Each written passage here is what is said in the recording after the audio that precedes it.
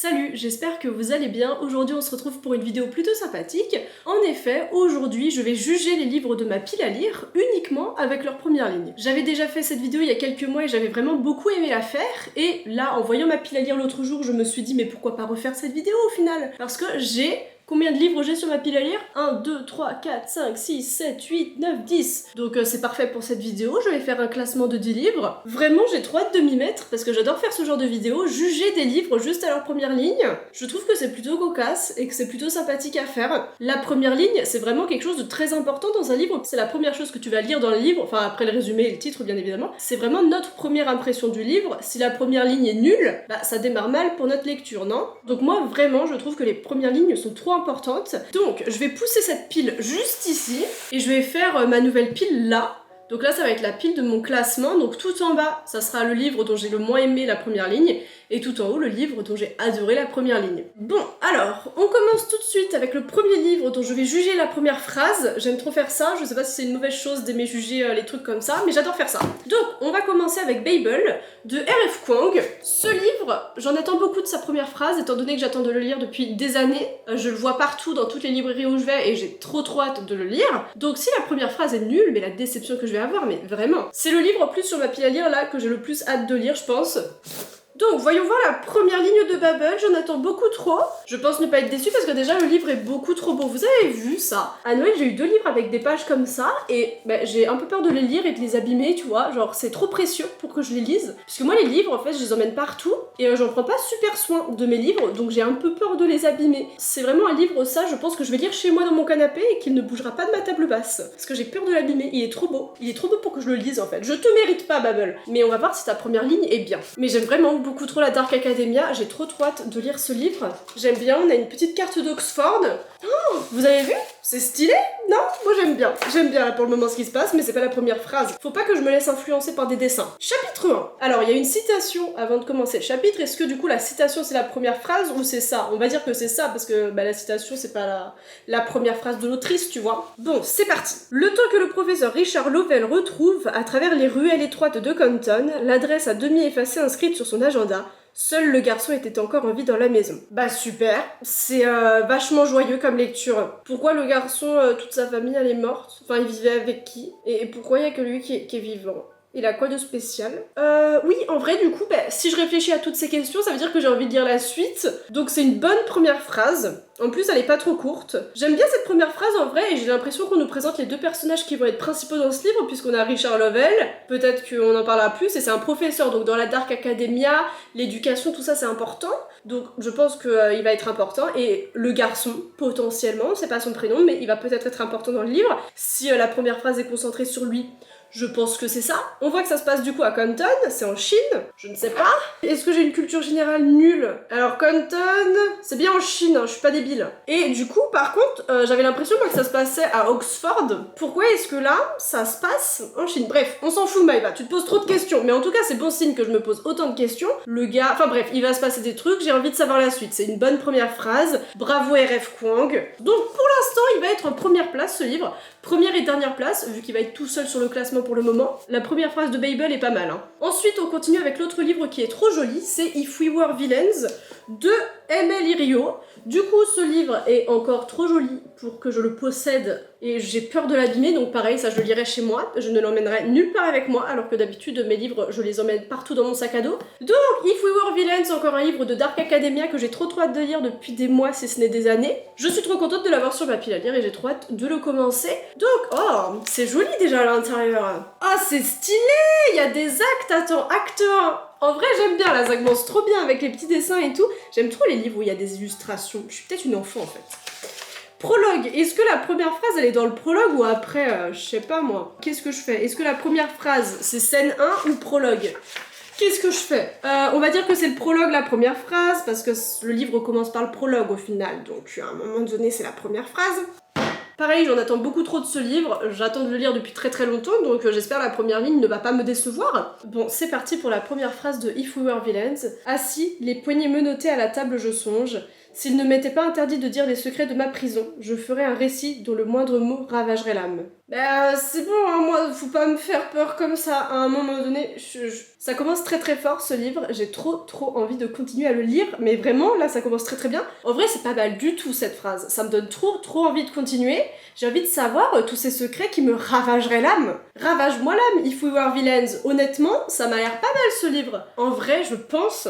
J'avais plus hâte de lire Babel que If We Were Villains, mais la première phrase de ce livre, elle est excellente, elle est juste trop bien pensée, ça se voit, ça a été réfléchi, ça a été bien pensé, et ça se voit que l'auteur il a passé du temps à cette première phrase, et que c'est pas juste un truc pour commencer le livre, non c'est très important la première phrase, et l'auteur l'a compris j'ai l'impression, parce que c'est excellent. Donc la première phrase de If We Were Villains, je la classe au-dessus de Babel. J'aurais jamais pensé dire ça, parce que je pensais préférer Babel à If We Were Villains, mais au final, la vie est faite de surprises. Écoutez, peut-être que je préférerais If We Were Villains à Babel après les avoir lus tous les deux. Je ne sais pas, mais en tout cas, cette première phrase, je la trouve mieux que Babel. Ça me ravagerait l'âme. Eh ben, raconte-moi tout, en fait. Bon, après avoir parlé de me ravager l'âme, est-ce que ça vous dit qu'on parle un petit peu d'amour et qu'on passe au livre Souviens-toi de moi, que j'ai trop hâte de lire. Souviens-toi de moi de Alison Derrick, c'est la seule romance que j'ai dans ma pile à lire. J'ai vraiment hâte de commencer à la lire, j'en lis pas souvent des romances, et quand j'en lis en vrai j'aime bien, et ça me repose un petit peu, je trouve que c'est pas des lectures trop compliquées, et en vrai j'aime bien quand j'en lis, mais j'en lis pas beaucoup, puisqu'il faut pas abuser des bonnes choses, ok? Ça n'a aucun sens, mais c'est juste que j'en lis pas beaucoup parce qu'il y en a pas énormément qui me tentent dans les librairies. Mais ce livre a l'air trop bien, j'ai trop hâte de commencer à le lire, et l'histoire a l'air folle hein, quand même. Enfin, faut pas que je me base sur le résumé pour juger la première phrase, mais en gros c'est deux filles à Sème, et puis un jour il y en a une qui a un accident, et qui oublie tout en fait de l'existence de l'autre meuf. Enfin ça a l'air ultra basique comme histoire racontée comme ça, mais j'ai l'impression que ça va être cool en vrai. Déjà la couverture est très belle, mais faut pas que je me laisse influencer par la couverture, il faut que je lise que la première phrase. La première phrase de Souviens-toi de moi, c'est tout simplement: cela fait des heures que je regarde le plafond, traquant les images qui se dissimulent dans les méandres du crépi. C'est tout? C'est fini, bon, là, tu vois, par rapport à If We Were Villains, on voit tout de suite que la première phrase, on n'y a pas passé autant de temps. Déjà, le style de l'écriture, j'aime moins que les deux autres livres. Juste avec la première ligne, je peux dire ça. Cela fait des heures que je regarde le plafond, traquant les images qui se dissimulent dans les méandres du crépi. J'ai envie de vous dire, c'est passionnant, ça donne envie de dire... Non, pas du tout. Très déçue. Ça me donne pas forcément envie de lire la suite, parce que moi, le plafond, le crépi, tout ça, c'est pas mon truc. Du coup, je regarde mon plafond. Top. C'est pas passionnant comme activité, et ça fait des heures qu'elle regarde le plafond. Ça veut dire qu'on a potentiellement un personnage principal débile. Parce que si ça fait des heures qu'elle regarde le plafond et que c'est tout ce qui lui suffit dans la vie, en fait, cette première phrase, ce que je lui reproche, c'est que ça nous plonge absolument pas dans l'univers du livre. On sait pas où on est, on sait pas à qui on parle, on sait pas qui est le personnage principal, on sait juste qu'elle aime regarder le plafond, et ça, c'est une mauvaise chose, en fait. Parce que si t'aimes regarder un plafond pendant des heures, moi, je considère pas que c'est une activité... passionnante, quoi, voilà. Désolée si mes mots sont durs pour les personnes qui adorent regarder leur plafond, mais moi ça me tente pas pour l'instant ce livre. Honnêtement, il y aurait pas la si belle couverture, je sais pas si j'irais à ce livre, parce que là, la première phrase ça me tente pas trop. Vraiment, je suis trop déçue de cette première phrase, évidemment je vais mettre le livre du coup tout en bas du classement. Dernière position pour le moment, puisqu'il y a rien de fou, on n'apprend rien sur l'univers du livre, et c'est un livre quand même qui va beaucoup tourner autour de la mémoire et du souvenir, parce qu'elle a oublié sa petite amie et quelques années de sa vie, il me semble. Il y avait un potentiel de fou de toute suite se plonger dans cet univers-là, mais on a raté le coche, là. Et le style d'écriture, je suis pas fan non plus. Donc voilà, pourquoi ce livre, il va en dernière place, je suis assez déçue du coup. Bon, continuons avec le seul classique de ma pile à lire, c'est Les Métamorphoses d'Ovide. Voilà, déjà le livre j'aime bien puisque l'image, j'aime bien le tableau qu'il y a dessus. C'est Europe qui se fait enlever par Zeus. Zeus, je l'aime pas de façon. Quel méchant monsieur. Zeus, en vrai, c'est le personnage de la mythologie grecque que je déteste le plus. On s'en souvient quand il a préparé un plan avec son frère Hadès pour que son frère kidnappe sa fille Perséphone, hein, et que...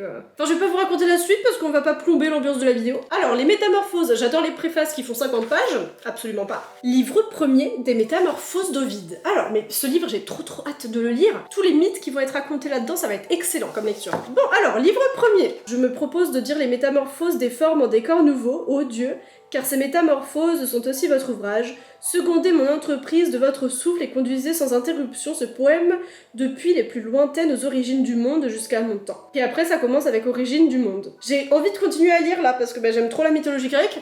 En vrai, ça a l'air cool. J'ai rien d'autre à dire. Si, mais de toute façon, en fait, je vais avoir du mal à juger ce livre parce que je sais que je vais bien aimer les métamorphoses. J'aime la plupart des mythes qu'il y a dans ce livre. Et je sais en fait les mythes qu'il y a dedans, je sais que je vais adorer, donc en fait mon avis il est trop biaisé par ça. Mais oui, cette première phrase, moi, elle me donne envie de continuer à lire les Métamorphoses. J'aime bien le fait qu'il invoque les dieux. Ouais, j'aime bien, en vrai, ça fait une bonne petite introduction aux Métamorphoses. Ben, moi, en vrai, j'aime bien, mais c'est difficile de juger cette première phrase, étant donné que je sais que je vais aimer ce livre, et que je sais que je vais adorer les Métamorphoses d'Ovide. Donc, je sais pas, je suis trop fan de mythologie grecque pour être objective sur cette première phrase-là. Je vais quand même le mettre en dessous de Babel. J'aime trop la mythologie grecque pour être objective. Continuons. On continue avec un livre que je connais absolument pas. Je sais pas du tout si je vais l'apprécier, si je vais aimer. Harry Potter et le prisonnier d'Azkaban.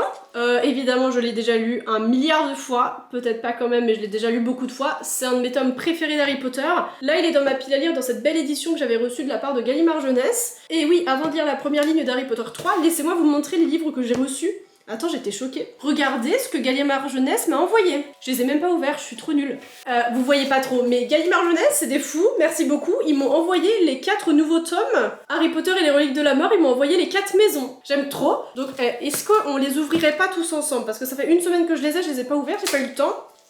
Mais vraiment, je m'attendais pas du tout à les recevoir. Je suis trop contente, merci beaucoup Gallimard Jeunesse. Je mets les papiers par terre, c'est mon elfe de maison qui rangera. Enfin, c'est moi, mon elfe de maison du coup. On vit chez les moldus en fait. C'est trop chiant ça. Moi je veux être dans le monde magique juste pour avoir un elfe de maison chez moi quoi. Rien à faire des pouvoirs magiques, d'aller à Poudlard, tout ça. Juste il me faut Dobby moi. Par contre j'arrive pas à ouvrir Serpentard là. De toute façon Serpentard ils sont toujours chiants. Ah, c'est bon. Wouh! Mais juste, je suis choquée à quel point ils sont trop beaux. Et c'est surtout, bah du coup, comme à chaque fois, les couvertures elles changent. Là, le dessin il change sur chaque couverture. Là, on a l'épée de Gryffondor. Sur celui de Serpentard, évidemment, on a le médaillon de Salazar Serpentard. Ensuite, sur celui de Serdaigle, on a le diadème, évidemment. Et puis même les contours, je trouve ça vraiment magnifique puisque ça change de tome en tome. Et je trouve ça vraiment trop beau, en fait. Chaque maison a son tome qui est unique. Et tu peux avoir les 4 tomes qui soient différents à chaque fois. Je trouve ça trop beau. Et du coup, pour Poufsouffle, on a la coupe d'Elga Poufsouffle. Et du coup, à l'intérieur, à chaque fois, chaque livre est spécial. Chaque maison a ses propres illustrations. Et ouais, j'aime beaucoup trop. C'est des livres qui sont juste magnifiques. Et on a des petites explications sur les maisons. Donc là, c'est un petit texte sur Poufsouffle. J'avais oublié que dans ces livres-là, on avait la carte de Poudlard, mais qui est juste magnifique en fait, j'aime beaucoup trop. Et j'aime trop les tranches aussi, puisqu'on a le petit animal des maisons, donc le blaireau, l'aigle. Pour Serpentard, on a une biche, évidemment. Pardon Serpentard, je t'aime. Puis même, mais ces livres en fait, c'est des œuvres d'art, hein, j'en reviens pas. Vous avez vu quand même les couleurs là, c'est trop beau, j'aime trop. Vraiment, je suis trop contente de les avoir et je suis trop contente que Gallimard Jeunesse m'envoie encore des livres alors que j'ai arrêté de parler d'Harry Potter en vidéo et tout. Du coup, voilà pour Harry Potter et les reliques de la mort dans cette belle édition des maisons. J'étais trop contente de recevoir ces Harry Potter là et on va parler maintenant d'Harry Potter 3 et de la première phrase de ce livre là qui est dans ma pile à lire que je veux relire. Chapitre 1, Hibou Express, et la première ligne, c'est « À bien des égards, Harry Potter était un garçon des plus singuliers. » Bah J.K. Rowling, on s'est pas foulé pour cette première ligne. Je rêve, c'est que ça. Les gens allaient acheter le livre même si la première ligne de ce tome-là était nulle, hein, qu'on soit d'accord entre nous. Donc ouais, bah Harry Potter était un garçon des plus singuliers. Harry Potter, on sait qui c'est, on sait qu'il est pas singulier, ça va pas dans la même phrase, ça. Bref, non, c'est cool. Enfin, c'est cool. Je sais pas si c'est cool.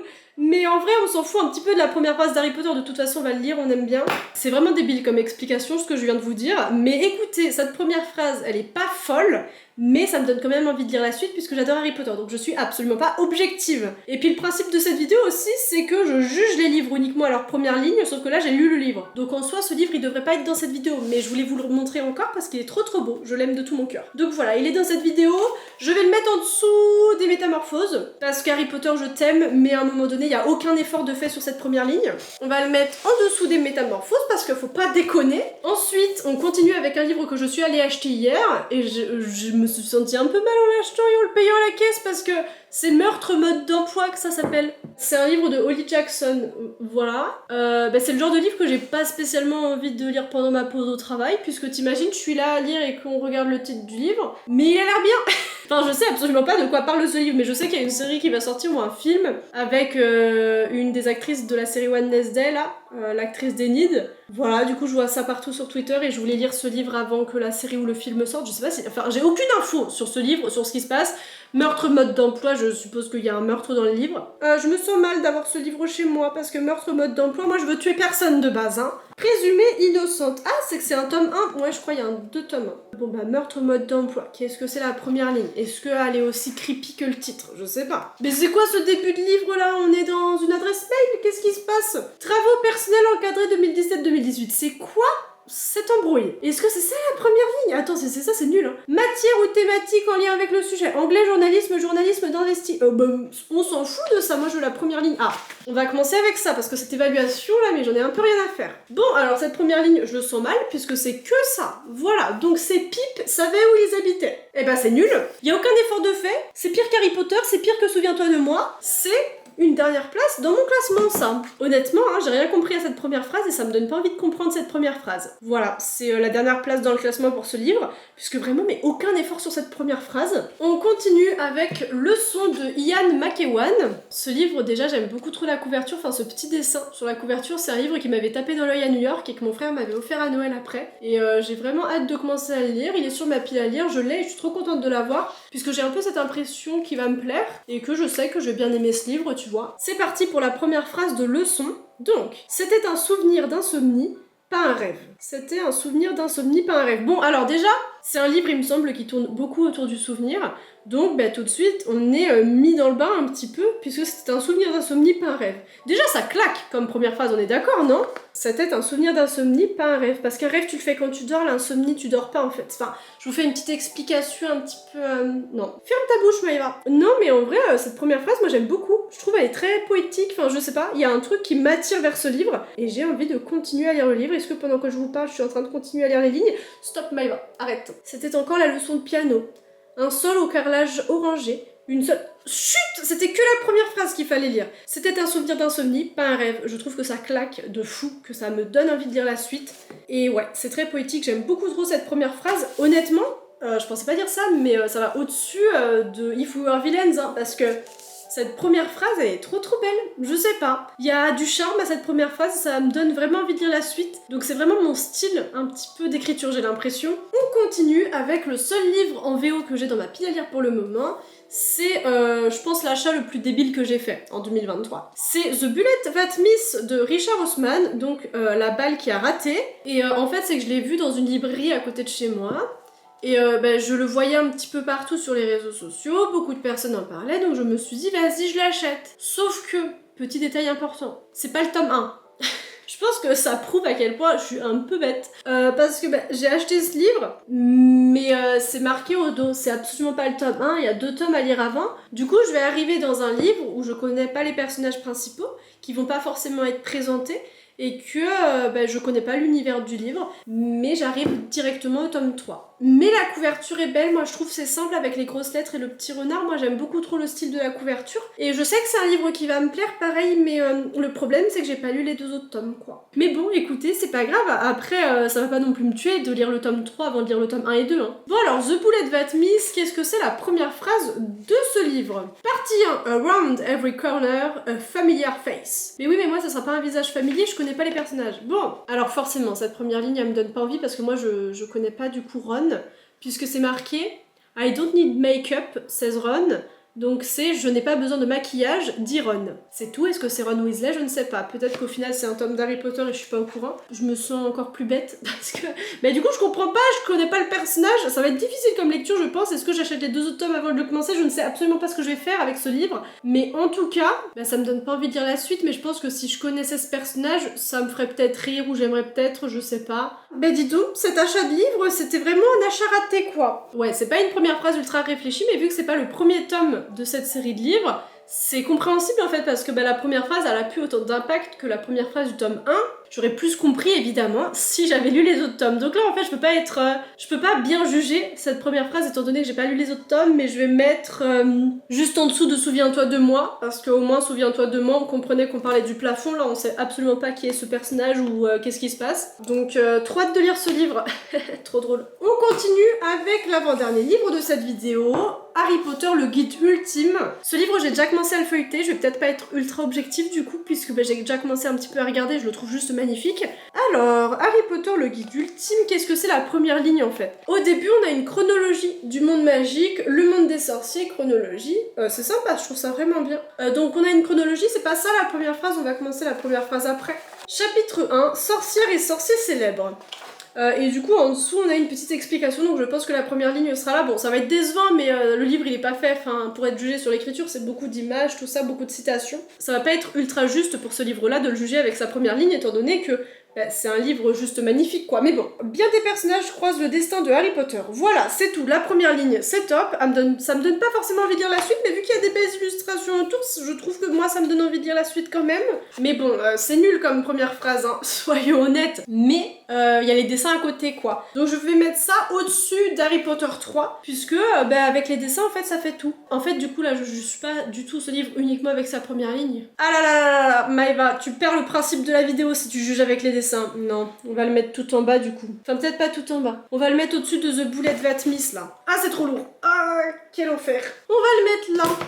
Aïe. Voilà, on continue avec... Et on termine aussi avec ce livre-là. Donc, Harry Potter, la magie de Minalima. Ce livre, comme le guide ultime, je l'ai beaucoup feuilleté, j'ai beaucoup regardé les images, les photos, tout ce qu'il y avait à l'intérieur, puisque c'est un livre qui a l'air très très intéressant, c'est un très bel ouvrage, encore une fois. Donc, j'ai déjà feuilleté le livre. Ce livre est tellement beau, il est juste magnifique. En fait, je vais tellement pas pouvoir le juger que à sa première ligne, puisque, mais regardez-moi ça! On n'est pas rendu à la première phrase qu'il est juste magnifique. Du coup, à la première phrase, ça va être dans l'avant-propos. Donc, lors de chaque tournage, c'est David Yates, le producteur d'Harry Potter, il me semble qu'il parle. Lors de chaque tournage, que ce soit pour Harry Potter ou les Animaux Fantastiques, les réunions que j'attendais avec impatience, à moins que ce soit le réalisateur David Yates. Ah, je sais plus, écoutez, je suis plus fan d'Harry Potter, non je rigole. Lors de chaque tournage, que ce soit pour Harry Potter ou les Animaux Fantastiques, les réunions que j'attendais avec impatience étaient celles avec Mira et Eduardo pour discuter des accessoires. Bah tu m'étonnes, quand ils te font des pépites comme ça, forcément que t'as envie... Oh, après on a un petit truc comme ça, c'est trop... Oh là là, j'ai trop hâte de vraiment me mettre à lire à fond ce livre. Bref, j'ai bien aimé déjà que l'avant-propos ce soit David Yates qui l'écrive et qu'il explique un petit peu déjà que ça nous met dans le bain puisque c'est Minalima qui faisait les accessoires, tout ça. On va le mettre au-dessus du guide ultime. Et j'aime trop la tranche du livre, c'est trop beau, non? J'aime beaucoup trop. Minalima, vous allez là. Ah, c'est trop lourd pour moi, mon dieu. Oh là là là là. Voilà pour ma petite pile des 10 livres. J'ai bien dit les 10. 1, 2, 3, 4, 5, 6, 7, 8, 9, 10. J'aime trop faire ça, de juger mes livres juste à leur première ligne. Donc voyons le classement que j'ai fait. En dernière position, nous avons Meurtre mode d'emploi. J'aime bien parce qu'on le voit pas à l'écran et ce titre il me met pas bien. Donc je suis contente qu'on le voit pas. Bon, dernière place, Meurtre mode d'emploi. Avant-dernière place, en 9ème position, on a The Bullet That Miss, parce qu'évidemment j'ai pas lu les autres tomes donc je peux pas comprendre la première phrase. Ensuite, le guide ultime d'Harry Potter, mais ce livre en fait c'est débile de l'avoir mis dans cette vidéo étant donné que c'est surtout un beau livre. Pareil pour Minalima. En 6ème position, on a Souviens-toi de moi de Alison Derrick, un livre que j'ai trop hâte de lire, mais dont la première phrase est assez décevante. J'ai peur que le personnage principal soit débile. Ensuite, en 5ème position, Mon bébé, Harry Potter et le prisonnier d'Azkaban. Ouais, mais pareil, ce livre, est-ce qu'il devrait être dans cette vidéo au final? Parce que je connais, je peux pas juste le juger à sa première phrase. Mais je manquais de livres pour cette vidéo, donc heureusement qu'il était là. Ensuite, en 4ème place, on a les Métamorphoses d'Ovid. 3ème place, on monte sur le podium, on a Babel de R.F. Kuang. Babel, très bonne première phrase, on sait dans quel univers on arrive, on sait qui sont les personnages principaux. Et j'aime bien. 2ème place, on a If We Were Villains de M.L. Rio. Très très bonne première phrase. Honnêtement, j'ai été choquée, je pensais pas que ce serait une aussi bonne première phrase. Et ensuite, première place, juste parce que cette première phrase m'a trop attirée, Leçon de Ian McEwan. Donc bref, voilà mon petit classement des livres de ma pile à lire que j'ai jugé uniquement avec leur première ligne.